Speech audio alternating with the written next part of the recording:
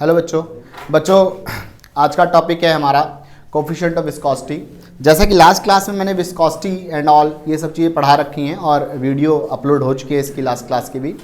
तो अब हम बात करते हैं नेक्स्ट कोफिशिएंट ऑफ विस्कोसिटी। मतलब विस्कोसिटी क्या होता है, तो विस्कोसिटी मैंने समझाया था क्या होता है कि जब एक लेयर दूसरी लेयर मतलब फ्लूइड वगैरह कोई भी है, तो जब फ्लूइड मूव करना चाहता है तो अब ये लेयर्स हैं, ये लेयर भाग रही तो नीचे वाली लेयर ऊपर वाली लेयर के ऊपर एक अपोजिंग फोर्स लगाएगी कि मत जा, ये वाला फोर्स लगाएगी। तो ये फोर्स लगाती है, इसे कहा जाता है विस्कोसिटी।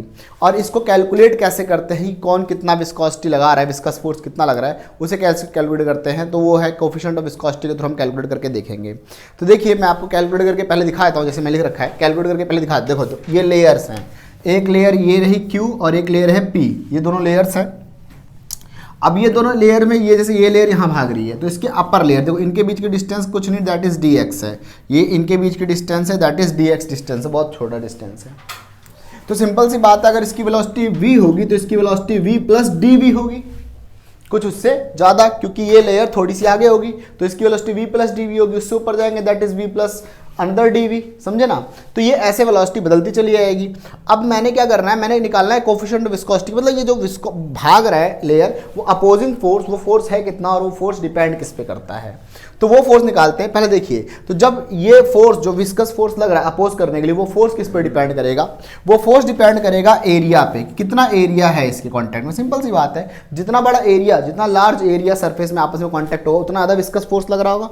तो मैंने कहा पहले कि वेलोसिटी, एक तो वेलोसिटी ग्रेडियंट अभी समझाऊंगा, तो फोर्स किस पे डिपेंड करता है, एरिया पे डिपेंड करता है। इसको कह लेता हूँ फर्स्ट इक्वेशन कह लेता हूँ इसको मैं। दूसरी बात बेटा एक होता है वेलोसिटी ग्रेडियंट। वेलोसिटी ग्रेडियंट क्या होता है, basically rate of change of velocity with respect to distance. देखो बेटा, वेलोसिटी ग्रेडियंट और ग्रेडियंट वर्ड कहीं पर भी आएगा, कभी भी आएगा, तो ग्रेडियंट वर्ड इंडिकेट करता है change with respect to distance. Distance के साथ आगे जाएंगे तो प्रेशर ग्रेडियंट आएगा, आगे जाएंगे तो पोटेंशियल ग्रेडियंट आएगा। ग्रेडियंट वर्ड जब भी आए तो समझ जाना अपने को डिस्टेंस के साथ डिवाइड करना है, उस टर्म को डिस्टेंस से डिवाइड करना है तो ग्रेडियंट तो पूरा होगा, समझे ना। तो वैसे तो वेलोसिटी ग्रेडियंट क्या होता है कि इसकी velocity with respect to distance की दोनों के, तो क्योंकि दोनों में डिफरेंस तो होगा ही, इसकी वेलोसिटी के अकॉर्डिंग ज़्यादा होगी। तो फोर्स जो विस्कस फोर्स है इस पे भी डिपेंड करता है कि वेलोसिटी ग्रेडियंट कितना है, मतलब चेंज इन वेलोसिटी कितनी है, इस पे भी डिपेंड करता है। अगर वो फ्लूइड, वो लेयर बहुत तेज भाग रहा है तो इसका मतलब फोर्स कम है। अगर वेलोसिटी ग्रेडियंट मतलब ये फ्लूइड, ये वाली लेयर बहुत तेज भाग रही है तो मतलब फोर्स कम है, और अगर धीरे भाग रही है तो फोर्स इसका मतलब ज़्यादा है। सिंपल सी बात है, अगर डिस्टेंस ज़्यादा होगा, इन दोनों पे डिस्टेंस ज़्यादा होगा तो फोर्स कम लग रहा होगा, पीछे से रिपल्सिव फोर्स कम लग रहा होगा, और अगर डिस्टेंस कम होगा तो फोर्स क्या लग रहा होगा, ज़्यादा। तो अगर फोर्स ज़्यादा लग रहा होगा तो उसकी वेलोसिटी ज़्यादा हो नहीं पाएगी, आगे भाग नहीं पाएगा, लेयर ऊपर वाली लेयर जो है वो आगे भाग नहीं पाएगी। जब ऊपर वाली लेयर भाग नहीं पाएगी तो हमने क्या कहा कि जो फोर्स है विस्कस फोर्स किस पे डिपेंड करता है, चेंज इन वेलोसिटी और डिस्टेंस दोनों पे डिपेंड करता है। देखो डिस्टेंस ज़्यादा, distance force is directly proportional to velocity gradient. Distance अगर ज़्यादा तो फोर्स कम, अगर दोनों लेयर्स काफ़ी ज़्यादा सेपरेट है तो ये लेयर आगे भाग जाएगा, ये लेयर रुक जाएगा, कुछ कर ही नहीं पाएगा लेयर से। लेकिन अगर ये दोनों लेयर काफ़ी अटैच्ड हैं, डिस्टेंस कम, तो फोर्स क्या हो जाएगा, ज़्यादा, दोनों लेयर के बीच में फोर्स क्या लगेगा, ज़्यादा। तो इसका मतलब फोर्स जो है वो चेंज इन डिस्टेंस और वेलोसिटी, मतलब वो इस पे वेलोसिटी डिपेंड करता है कि डिस्टेंस जितना ज़्यादा होगा दोनों के बीच में, आगे वाली लेयर उतनी जल्दी आगे भागेगी। तो वी कॉल इट टोटल, क्या करते हैं पर कंबाइन करके इसको वेलोसिटी ग्रेडियंट बोल देते हैं कि फोर्स जो है वेलोसिटी ग्रेडियंट पे भी डिपेंड करती है, that is dv by dx। अब ये हो गया फर्स्ट, ये हो गया सेकंड। अब दोनों को मैंने कंबाइन करा तो मेरे पास इक्वेशन आ गई और ये बना ईटा। बेसिकली यहाँ पर माइनस निशान भी आता है, माइनस सिंबल भी आता है। माइनस साइन जो होता है वो क्या इंडिकेट करता है, वो इंडिकेट करता है अपोजिशन की फोर्स को, अपोजिंग फोर्स को, समझे। तो ये हो गया, इसको हम कहते हैं कोफिशिएंट ऑफ विस्कोसिटी। ये कहलाता है कोफिशिएंट ऑफ विस्कोसिटी, यही है ईटा, कोएफिशिएंट ऑफ विस्कोसिटी, यही है। अब इसको थोड़ा और समझते हैं। ईटा, अगर मैं इसके डायमेंशन की बात करूं, डायमेंशन क्या आ जाएगा, फोर्स यहाँ पर है, dx यहाँ चला जाएगा, एरिया और dv नीचे आ जाएगा।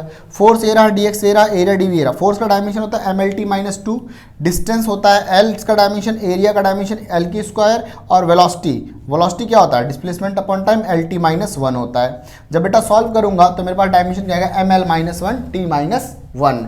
It is the dimension of viscosity. Clear बेटा। अब इसकी डायमेंशन की हमने बात कर ली है। अब हम अगर इसकी यूनिट की बात करें मैं अगर सीजीएस यूनिट में इसको बताऊं, सीजीएस यूनिट जो होती है इसकी कोफिशिएंट ऑफ विस्कोसिटी की होती है poised, POISE, poised, unit of this that is poised. इसको बेटा सीजीएस कहता हूँ, सीजीएस यूनिट, क्योंकि अभी एसआई यूनिट और एमकेएस यूनिट अभी बता दूंगा उसके अंदर। तो पॉइस होता है, अच्छा थोड़ा सॉल्व करना चाहूँ, क्योंकि अगर ये छोटी यूनिट है, पॉइस एक छोटी यूनिट है, सीजीएस यूनिट है, तो सारी की सारी यूनिट्स छोटी छोटी होंगी। फोर्स याद करो किस में मेजर किया जाता था, फोर्स डाइन में मेजर किया जाता था, है ना। तो फोर्स हो गया डाइन हो गया, डिस्टेंस क्या हो जाएगा, सेंटीमीटर हो जाएगा, एरिया क्या हो जाएगा, सेंटीमीटर का स्क्वायर हो जाएगा, और डीवी वेलोसिटी क्या हो जाएगी, सेंटीमीटर पर सेकेंड। कैंसिल हुआ, कैंसिल आउट, और ये क्या होगा, डाइन सेकेंड अपॉन में centimetre square. This is the total unit of coefficient of viscosity in terms of CGS. अभी मैं आपको एसआई यूनिट्स की टर्म में और एमकेएस यूनिट्स की टर्म में इसको समझाता हूं, ठीक है बेटा, नोट कर लो फटाफट। अब बात करते हैं बेटा, ये सीजीएस यूनिट मैंने कोफिशिएंट ऑफ विस्कोसिटी की आपको समझा दिया। अब मैं बात करता है एसआई यूनिट्स के बारे में, ठीक है ना। SI unit of coefficient of viscosity, SI unit of eta क्या हो जाएगी बेटा, ईटा की एसआई यूनिट ये रही ईटा। ये सारी टर्म्स यहाँ चली आएंगी, ये हो जाएगा फोर्स, ये हो जाएगा dx अपॉन में a dv, ये हो जाएगा। और जब सॉल्व करूँगा तो न्यूटन मीटर अपॉन में मीटर स्क्वायर, और velocity displacement upon time metre by time, metre से मीटर गया, टाइम यहाँ आ जाएगा ऊपर, तो न्यूटन सेकंड अपॉन में मीटर स्क्वायर, ऐसे करके। This is the unit of coefficient of viscosity. ये बनेगी न्यूटन सेकंड अपॉन में न्यूटन सेकंड अपॉन में metre square, it will be the coefficient of viscosity. अच्छा, अगर मैं अब आपको बात करूं, अभी मैंने इसकी डेफिनेशन आपको समझाई नहीं है, पूरा भले समझा दिया कोफिशिएंट ऑफ विस्कोसिटी क्या होता है, किस पे डिपेंड करता है, बट इसकी डेफिनेशन मैंने नहीं समझाई, डेफिनेशन लिख रखी है। तो देखो अब क्या करो, कोफिशिएंट ऑफ विस्कोसिटी समझने के लिए सारी चीज़ों को 1 कर दो। क्या करो, 1, that is 1 newton, 1 metre, area basically 1 metre square, and it, ये था यहाँ पर dv/dx था ना, कहाँ गया, ये नीचे कर दूँ मैं इसको, अगर मैं इसको ऐसे कर दूँ dx बाय dv, अगर मैं इसको ऐसे कर लूँ dv/dx, ऐसे कर लूँ, नीचे लिया हूँ तो बात तो सेम ही रहेगी। तो क्या लिखा मैंने, coefficient of viscosity of a liquid may be defined as tangential viscous force required.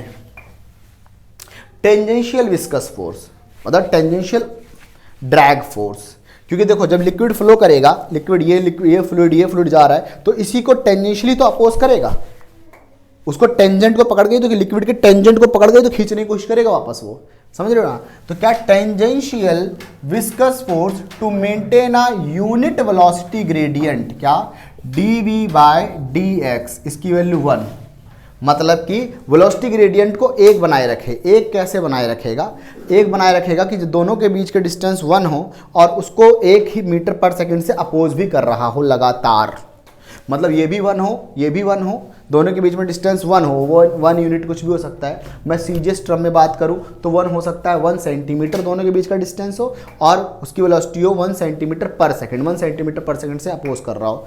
तो दोनों 1 हो जाएगा, between its 2 parallel each of unit area, मतलब यूनिट एरिया, उसका एरिया भी क्या हो, यूनिट एरिया, उसका एरिया भी क्या हो, आपका यूनिट एरिया हो, ठीक है ना, एरिया भी क्या हो, 1 हो, 1 मीटर स्क्वायर। तो ये जो बनता है, ये बनता है क्या, कोफिशिएंट ऑफ विस्कोसिटी। तो बेसिकली कोफिशिएंट ऑफ विस्कोसिटी आप अगर इतना याद ना, तो आपको इतना याद रखना है कि ये एक टेंजेंशियल विस्कस फोर्स है। क्या, ये टेंजेंशियल विस्कस फोर्स है। और टेंजेंशियल विस्कस फोर्स क्यों लगता है, whenever a fluid, basically fluid wants to move on the layer of another fluid, जब ऐसा करना चाहेगा तो जो बॉटम वाला फ्लूइड है उसकी वेलोसिटी थोड़ी कम होगी, ऊपर वाली की वेलोसिटी ज़्यादा होगी, क्योंकि ये एक बैकवर्ड फोर्स लगा रहा है। वो बैकवर्ड फोर्स किस किस पे डिपेंड करता है, बैकवर्ड फोर्स डिपेंड करता है एरिया पे डिपेंड करता है, बैकवर्ड फोर्स डिपेंड करता है दोनों के बीच में वेलोसिटी ग्रेडियंट कितना है उस पर डिपेंड करता है, समझे। ये डेफिनेशन याद ना हो तो इसको 1 रख के कर देना, बट इतना ध्यान रखना कि कोफिशिएंट ऑफ विस्कोसिटी क्या होता है, टेंजेंशियल विस्कस फोर्स होता है। क्या होता है, टेंजेंशियल विस्कस फोर्स, यहाँ तक इंपॉर्टेंट है कि it is a tangential viscous force, ठीक है ना। बात समझ में आई, नोट कर लो बेटा इसे, फिर आगे न्यूमेरिकल करते हैं। बच्चों देखो ये क्वेश्चन है, ये क्वेश्चन अब इस न्यूमेरिकल को सॉल्व करेंगे। पानी है, फ्लो कर रहा है रिवर में, जिसकी वेलोसिटी टॉप लेयर की 18 किलोमीटर पर आवर है, और बॉटम लेयर जो है वो 5 मीटर नीचे है, 5 मीटर डेप्थ में है। तो क्योंकि वो 5 मीटर डेप्थ में है, तो इसका मतलब dv क्या हो गया 18, और ये dx क्या हो गया 5, dx क्या हो गया 5 मीटर, और dv क्या हो गया आपका 18 किलोमीटर पर आवर। बेटा इसको मीटर पर सेकंड में करते हैं, जो कि 5/18 से मल्टीप्लाई करके हो जाता है मीटर पर सेकंड में। तो डीवी भी क्या आ गया बेटा 5 मीटर पर सेकंड। आपको निकालना क्या है, शीयरिंग स्ट्रेस निकालना है। शीयरिंग स्ट्रेस क्या होता है, टेंजेंशियल फोर्स अपॉन एरिया।